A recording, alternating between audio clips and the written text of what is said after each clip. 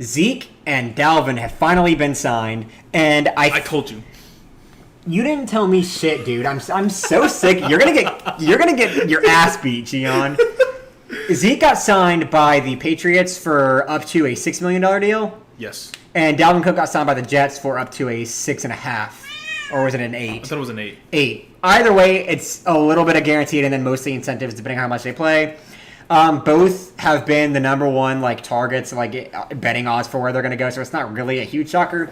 The only shocker is all of the misinformation coming from sports reporters, because I was told that Zeke visited the Patriots. They offered him a contract, and Zeke said no. That's what every report said, is that Zeke turned down their contract. It's possible that happened, and then he just decided to accept it anyway because he realized he's not worth shit, and so now he's at the Patriots. And then an hour later, the Jets signed Dalvin Cook. I think it's because... Do you think it was reactionary? I think it was. Especially because they're in the same division? I think it's not just that, but I think people were kind of trying to figure out where the quarterback market's going to sit in terms of money. Mm-hmm. And as soon as Zeke got signed, although he's not a good representation for where guys like Eckler and Saquon should get signed and Josh Jacobs, it tells you where the bar is for some of these veterans that are getting signed on one-year deals are. Yeah. And so I think as soon as one gets signed, the rest are going to fall behind him. So I think that's why Dalvin got signed shortly after, and that's why discussions of a contract are heating up with guys like Josh Jacobs. People are all right, Josh Jacobs, you're going to get your contract now. It's not going to be what you want, but it's going to be a little better than what you expected, and they're going to be somewhere in the middle. It still all depends on both sides agreeing, obviously, which seems like it's impossible, but... Rumor mill had Jacobs coming back. Yeah. And same with Dobbins, actually. Yeah, all these teams are now talking with their running backs, and they're coming on a negotiation, legitimate talks, which, like I said, I think that once these two get signed, it's kind of just a matter of time. If guys like Zeke and Dalvin Cook, who are vets, playing on one-year deals in a running back by committee type offense, because the Patriots still have Ramondre Stevenson, and the Jets still have Breece Hall, Zonovan Knight, is it Michael Carter? And I think... For me, I think it's a smart play by the Jets, because that means Breece Hall sucks for fantasy.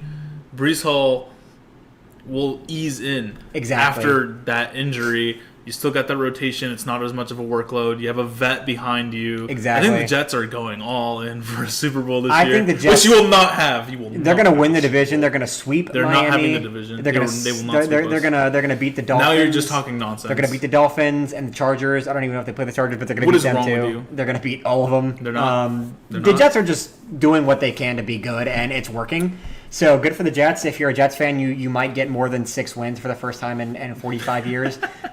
Good for you guys. Yeah. But yeah, I think that obviously hurts fantasy for Ramondre and Breece Hall, although Breece Hall was kind of already a risky pick just because of his injury. But Ramondre Stevenson, it definitely hurts him a little bit. I think it hurts him a lot. I don't think it does, because you look at the Cowboys last year, Tony Pollard still performed fantasy-wise extremely well. Right. With Zeke there, and Zeke got more carries than he's going to get in the Patriots offense. He's going to fit that Damian Harris type role of 3rd and 1, 4th and 1, and goal line. Yeah, he's going to be going for the short yardage. Yeah, and Ramondre and pass and pass blocking. I mean, exactly. And Ramondre played in that offense last year, and he played fine. And I don't think that it's going to take away from his total fantasy points by much. I mean, obviously it's going to affect it a little bit, but the touchdowns is the main thing. Right, but I mean that was the case with Damian Harris too. Right. I mean, obviously he gets his touchdowns, but when you're getting 20, when you need one more yard, yeah. You're on the goal line or 2 yards out, you're going to give it to Zeke, which, but Ramondre's still going to be the guy getting the receptions, which is a big upside of his. He's going to be the guy getting rushes on 1st down, 2nd down, and 3rd down when they need 10 yards or whatever it may be. So obviously it probably puts him back, a round or so in fantasy, but I still think he's worth a pick if you can get him late enough, maybe 7th round or so, 6th round, depending on who else is left on the board, but I don't think he'll go that far. Probably 5th round at the latest. We'll see. I'm just telling you where I would want to draft him. Ramondre? If he was in the 6th or 7th round, I'd draft him. Well, yeah, I would too. Yeah, even though you hate him and you think he's disgusting, and no, you think I don't he's think gross, he's and you think he's ugly, and you hate him, you hate his name. I just wouldn't pick him. Okay, well you're gonna lose because of that. I will not. We'll see. You idiot. Anyway, that's all we have. So keep it nice, concise, and short. So you know what? Stay frosty, my friends.